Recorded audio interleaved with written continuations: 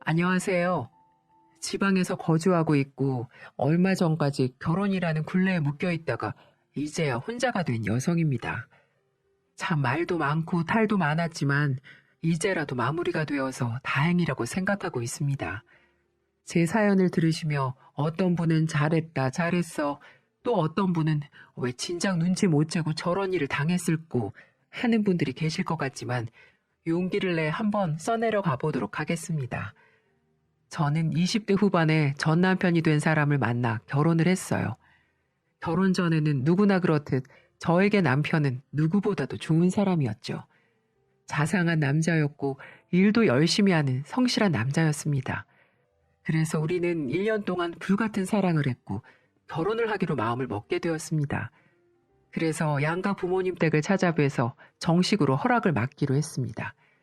먼저 시댁 부모님을 찾아뵈었는데 좀 한 가지 의아한 점이 있었어요.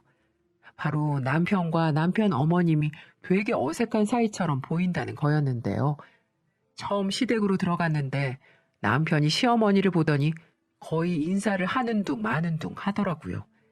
시어머니가 왔냐고 먼저 물으시는데도 네 라고만 대답을 한 뒤에 곧바로 아버님께 인사를 시키는 겁니다. 저는 그걸 보면서 이 사람에게 그동안 보지 못했던 모습들을 봐 좀 당황스러웠습니다. 이 사람한테 이렇게 차가운 면이 있었나 싶더라고요. 시댁에서 대화를 하는 내내 시어머니는 굉장히 조용하게 앉아 계시며 저희들의 대화를 듣고만 계셨고 시아버지만 저에게 대부분 질문을 하셨어요. 남편도 아무렇지 않게 시아버지와만 거의 대화를 하면서 저를 소개시켰고요. 그렇게 시댁에서 대화를 하는 내내 시어머니는 거의 말씀을 하지 않으셨고 거의 그 공간에 없는 것처럼 계셨습니다. 한참을 그렇게 있다가 저녁과 디저트까지 먹고 인사를 드린 뒤 남편이 저를 집에 데려다 주는 길에 제가 어머니에게 물어봤어요. 아무리 생각해도 어머니는 그곳에서 거의 없는 사람 취급을 받고 계신 것 같아 보였거든요. 태아 씨, 내가 갑자기 이런 거 물어봐서 좀 미안하긴 한데 혹시 태아 씨는 어머님하고는 별로 안 친해요? 오늘 보니까 두 분이서 서로 좀 어색해 보여서 어머님은 말씀도 별로 없으시고 혹시 내가 마음에 안 드셔서 그러신 건가? 아, 그렇게 느꼈구나. 아니야. 당신이 싫어서 그런 게 아니고 원래 어머니가 말씀이 없는 편이시기도 한데 아버지랑 계실 때는 어떠신지 잘 모르겠지만 나나 우리 동생이랑은 안 친한 게 사실이긴 해.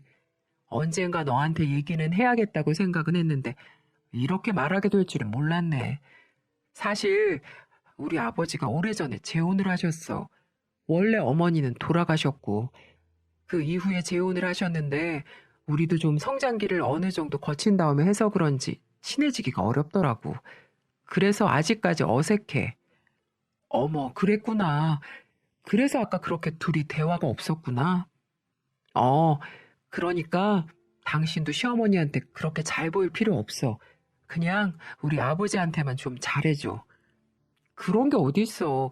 그래도 부모님이신데 두 분한테 다 잘해야지. 오늘 보니까 어머님이 말씀이 없으셔서 그렇지. 그래도 성품이 되게 좋으신 것 같더라고. 그래, 뭐 그거야 당신이 알아서 할 일이니까. 아무튼 오늘 인사드리느라 고생 많았어. 남편은 저한테 아무렇지도 않은 말투로 어머니한테는 잘할 필요가 없다고 하는데 거기에서 조금 이해하기가 어려웠어요. 아무리 어머니와 친하지 않다고 하더라도 그렇게까지 할 필요가 있나 싶더라고요. 하지만 그때까지만 해도 시어머니와 남편 둘 사이를 정확하게 인지하지 못하고 있었기 때문에 그 정도로 어색한가 보다라고만 생각하고는 넘겼습니다. 제가 봤을 때 저희 남편도 먼저 살갑게 다가가는 스타일이 아니었기 때문에 처음부터 어색했다면 지금까지 그 관계가 어려웠을 수 있겠다라고 이해를 했어요. 그렇게 저는 그때까지는 대수롭지 않게 생각을 하게 되었고 많은 사람들의 축복 속에 결혼을 하게 되었습니다. 처음에는 여느 부부가 그렇듯 참 행복했어요.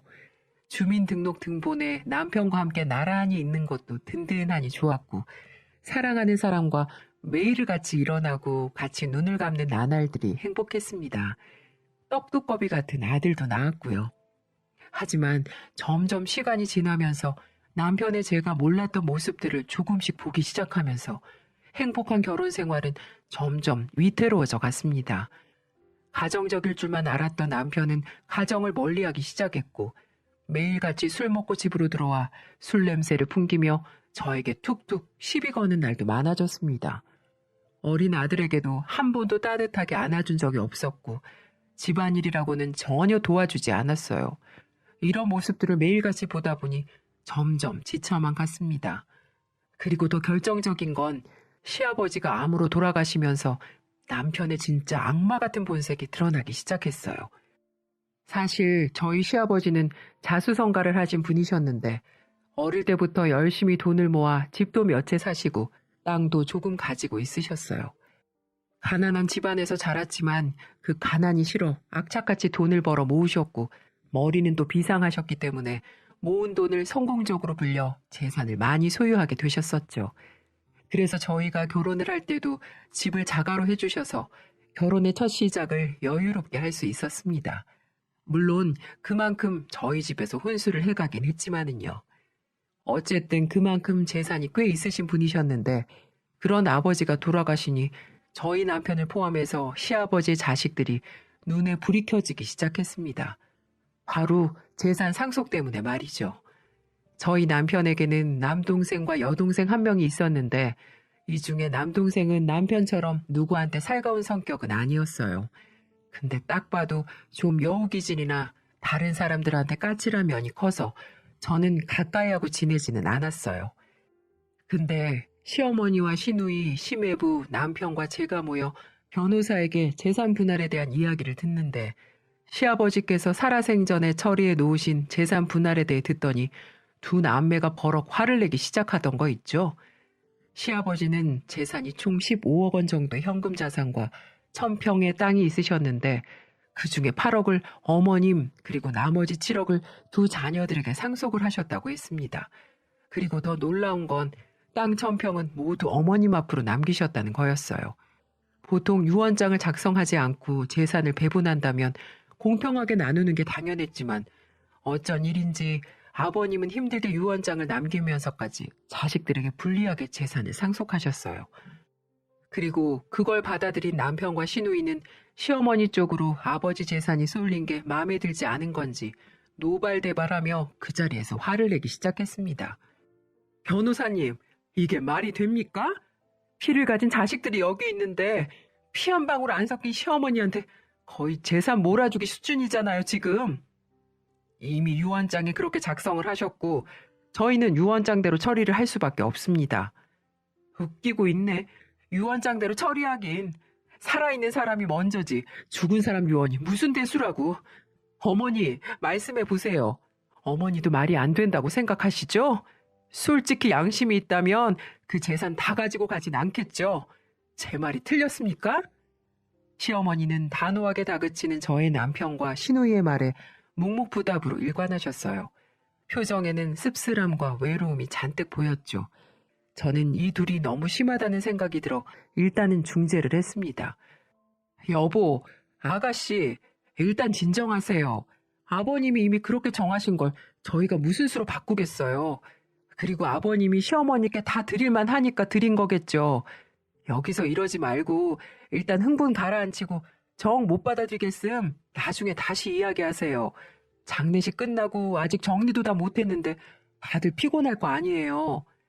저의 중재에 남편과 시누이는 개의치 않고 자신들의 할 말을 하려고 했지만 시어머니는 그들이 말을 멈춘 틈을 타서 얼른 자리를 나가버리셨어요. 거기다 대고 남편은 말로 시어머니를 다그치고 싶었는지 잡아 끌려고 하더라고요. 그래서 제가 얼른 남편을 제지했고 시어머니가 나갈 틈을 드렸어요. 이 여자가 왜 이래? 왜 말리는 거야 대체? 그래요 언니. 이게 무슨 짓이에요? 언니도 억울할 거 아니에요. 오빠나 내가 재산 더 받아내면 언니나 제 남편한테도 좋은 건데 이걸 왜 말려요? 지금 있는 재산도 충분히 받은 것 같은데 왜 이러세요 두 사람이? 당신이나 아가씨가 시아버지 옆에서 20년 넘게 내조했어요? 뒤에서 보필했냐고요? 그저 자식 새끼로 살면서 돈 받아간 것밖에 없으면서 무슨 자격이 있어서 아버님 결정을 시어머니께 따지냐고요? 제발 그만하고 이제 다들 집으로 가세요. 변호사님 앞에서도 창피하게 이게 무슨 짓이에요?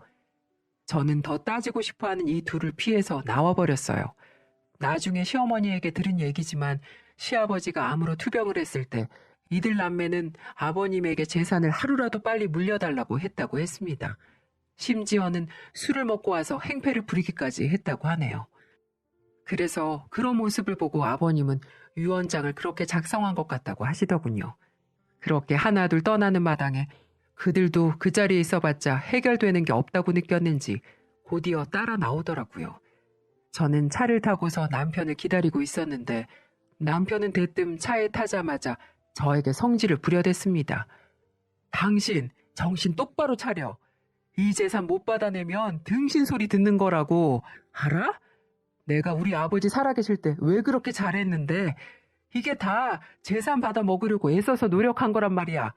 근데 결과가 이따위로 나왔는데도 가만히 있으라고? 그게 말이 돼? 나이 다 먹고 늙은 노인에 비위 맞춰가면서 사는 게 쉬운 일인 줄 알아? 그러니까 다시 한 번만 오늘처럼 초치는 날에는 당신도 가만 안 둘 줄 알아. 남편은 차에 타자마자 저에게 거침없이 무서운 소리를 하며 협박 아닌 협박을 했어요.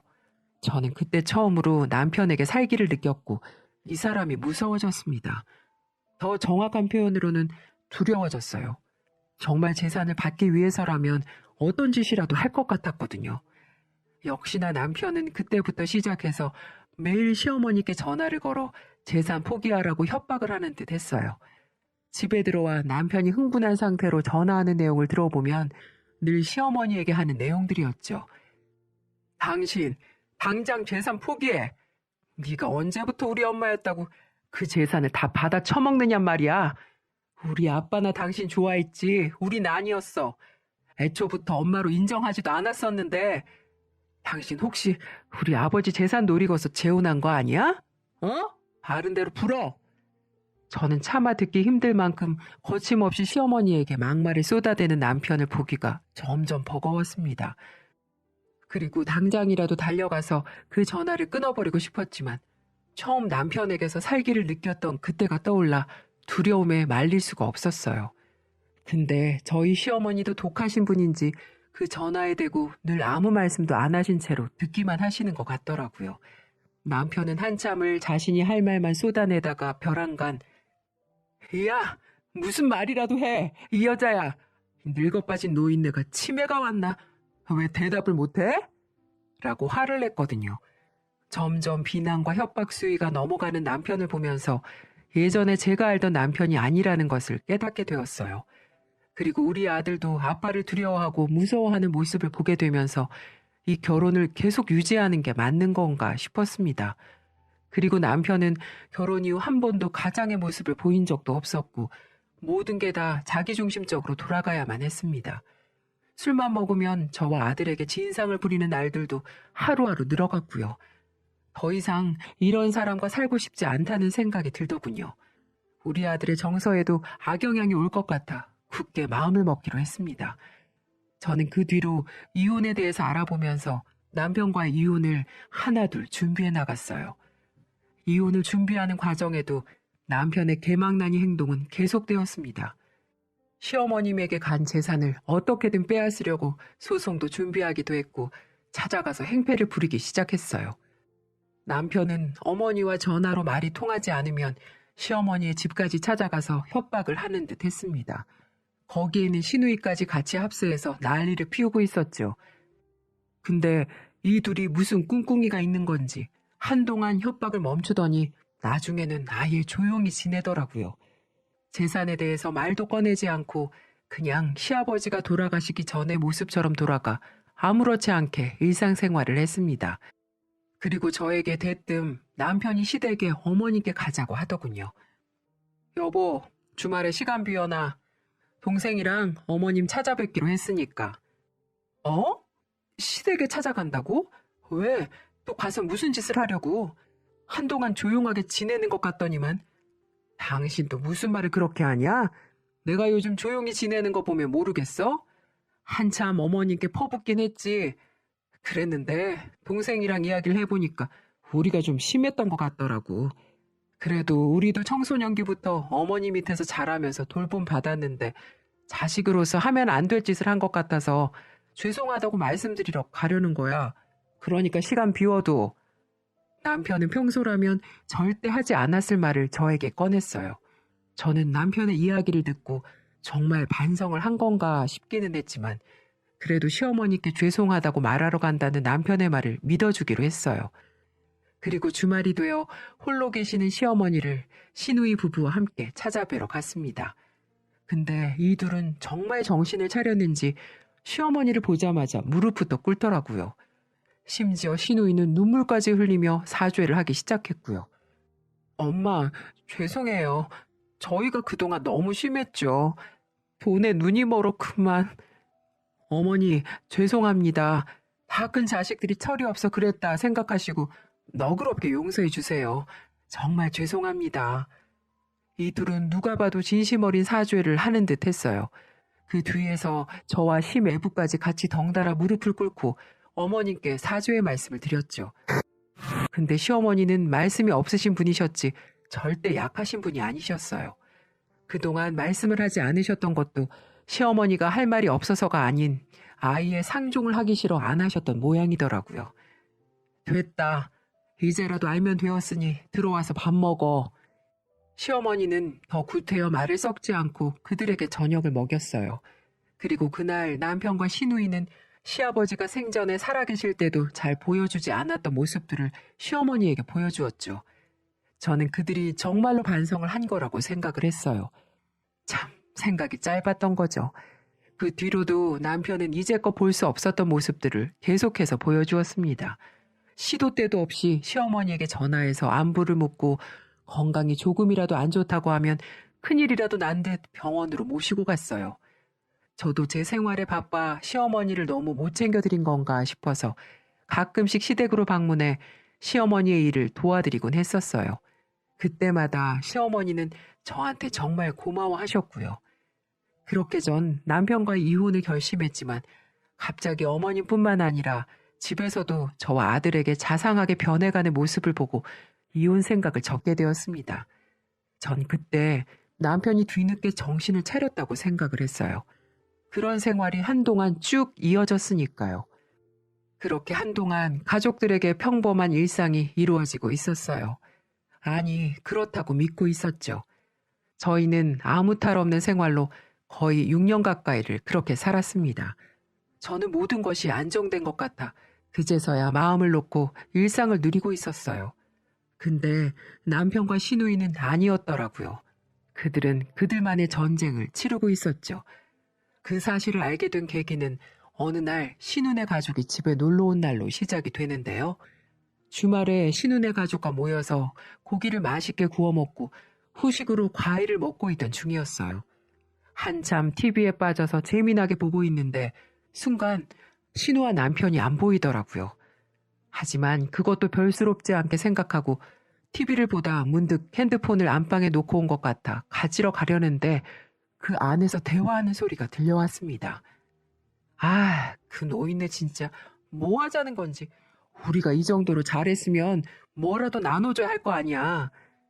며칠 전에 5천만 원 도와달라고 하니 왜 꿈쩍도 안 하는 거야, 짜증나게. 마음 같아서 지금이라도 다 엎어버릴까 보다. 아, 나도 몰라 진짜. 그 노인네한테 내가 드린 공이 얼만데. 그래도 6년 전에 사회에 기부한다는 거 우리가 겨우 말렸잖아. 그때 우리 만약에 고개 숙이고 안 들어갔으면 아마 그 돈 전부 기부금으로 들어갔을걸? 그러니 오빠 조금만 참자. 그래, 현실이 이러니 어쩔 수 없지. 그 인간 어차피 오래 살아봤자 20년이야. 그때까지 그냥 숨죽여서 살다가 그냥 재산이나 상속받자고. 안 그래도 이 마누라녀는 주말마다 시어머니 찾아가서 싸바싸바 하는 것 같은데 그거라도 하고 있으니까 내가 좀 덜하고 있지. 아휴, 전화하는 것도 싫다 나는. 그 목소리 듣는 거 아주 끔찍해. 그것 때문에 마누라한테도 요즘 기고 있잖아 내가. 조금이라도 할망구 욕하는 날에는 또 초칠지 몰라서.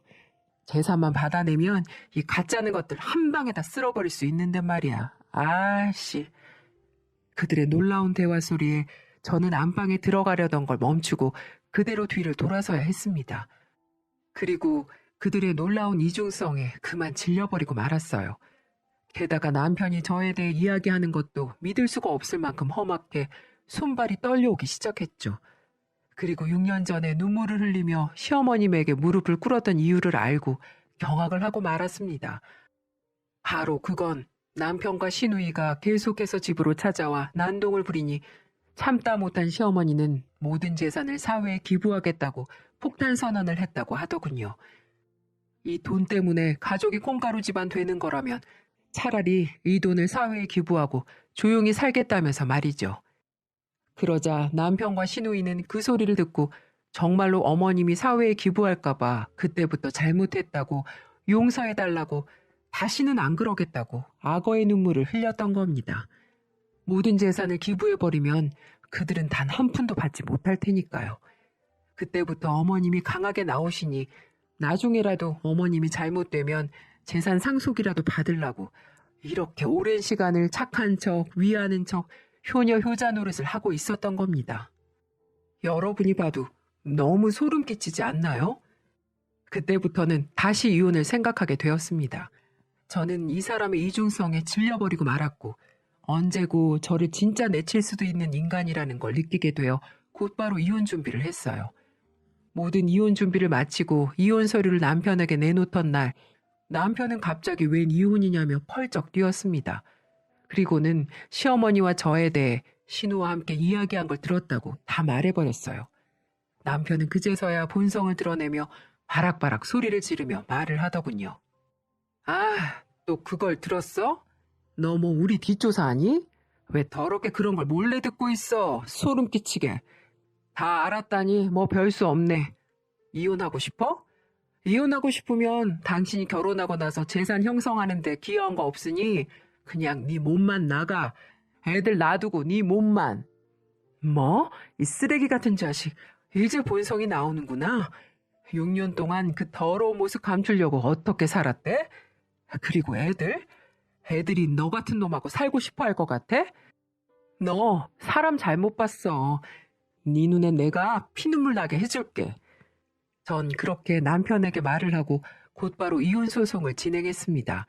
양쪽 모두 질 수 없어 변호사를 대동해 피 터지게 싸웠어요. 저는 위자료까지 청구를 했는데 서로 얽힌 것들이 많아서 제 생각대로 되진 않았어요.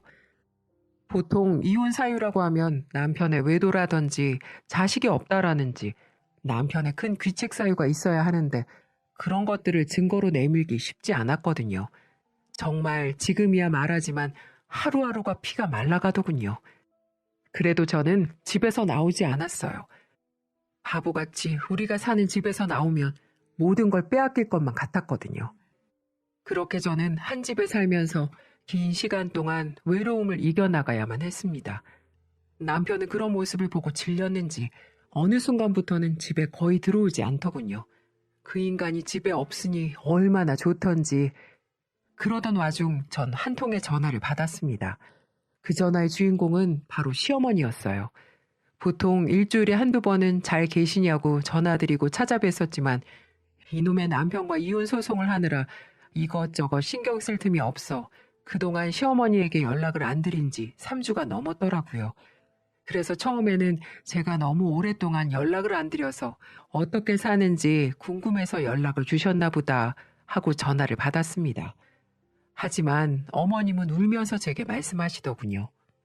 2주 전에 땡볕에서 밭일을 하다가 너무 복통이 심해 갑자기 쓰러지셨다. 무슨 문제가 생긴 것 같다. 겨우 정신을 차려 직접 119에 신고를 해 병원으로 가서 검사를 받았는데 간암 2기라는 진단을 받으셨다고 했습니다. 어머니는 남편하고 시누이에게 연락을 했지만 아무도 오지 않았다고 했습니다. 그래서 저에게 연락을 했다고 했어요. 저는 깜짝 놀라 시어머니가 계시는 병원으로 갔고 시어머니는 그간 무슨 고생을 하신 건지 얼굴이 많이 상해 있으셨어요. 어머니, 암이라뇨? 지금은 어떠세요? 괜찮으신 거예요? 괜찮은데 내가 거동이 좀 힘들어. 근데 연락할 사람이 없어서 말이야. 너희 지금 어떤 상태인지 아는데 이렇게 연락해서 미안하다. 아니에요. 저한테라도 연락하실 수 있으니 다행이죠. 그 사람은요? 안 온대요? 전화를 했더니 온다 하더니 오지를 않네. 좀 내 자신이 불쌍하더구나. 내가 지들을 고등학교 때부터 어떻게 키웠는데 뭐 이것도 내 운명이지 뭐. 기다려보세요, 어머니. 저는 어머니의 말씀을 듣자마자 곧바로 이혼 소송 중인 남편에게 전화를 했어요. 당신 어머니 쓰러지신 거 알고 있지? 그런데 왜 코빼기도 안 비추는 거야? 얼마 후면 수술도 하셔야 하는데 아무리 낳아준 부모가 아니라지만 가슴으로 키워준 어머니시잖아. 정말 해도 너무한다. 내가 왜? 난 단 한 번도 그 사람을 우리 엄마로 생각해 본 적 없어. 그리고 우리가 그 사람을 왜 그렇게 싫어하는 줄 알아? 나 고등학교 때 우리 엄마 죽고 3개월 만에 우리 아빠랑 재혼한 사람이야. 그게 말이 돼? 분명 그 여자는 우리 엄마 죽기 전부터 우리 아버지랑 만나고 있었던 여자라고. 물론 물증은 없고 심증이지만 분명해. 그러는데 너 같으면 그런 사람을 어머니로 인정하고 싶겠니? 그 사람 때문에 우리 엄마가 일찍 죽었을지 모르는데. 잘 됐네 아주.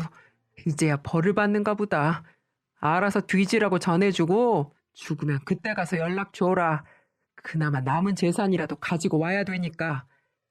저는 남편에게서 새로운 사실을 알게 되었습니다. 생모가 죽자마자 현재 어머니와 돌아가신 아버님이 재혼을 하셨다고 했습니다. 조금 놀랍긴 했지만 그래도 저는 남편을 이해하지 못했습니다. 남편 말을 그대로 믿고 싶지도 않기도 했고요. 시누이도 마찬가지였어요. 어머니에 대한 원망이 컸던 남매는 후에 어머님이 수술을 하신 날 와보고는 오지도 않았습니다. 참 어떻게 자식들이 저럴 수가 있는지 대단하다는 생각밖에 들지 않더군요. 어머님은 그렇게 한동안 병원 생활을 하다 퇴원을 하신 후 제가 매일같이 어머님 집으로 가 보살펴 드렸습니다. 항암 치료를 받으셔서 몸이 많이 허약해진 상태셔서 누군가는 어머니를 보살펴 드려야 했거든요. 남편과 시누이가 나 몰라라 하니 제가 할 수밖에 없었죠. 그렇게 어머님은 저와 거의 매일같이 조금씩 운동도 하고 바람도 쐬고 식이요법도 하고 병원도 다니며 한동안 그렇게 거의 붙어 다니다시피 하며 지냈습니다. 어머니는 그러는 동안에 제가 일이 있어 단 하루라도 가지 않으면 엄청 서운해하시고 어떤 날은 눈물을 흘리기도 하셨어요. 아마도 몸이 쇠약해진 상태여서 혼자 집에 있는 게 두렵고 무서웠나 봅니다.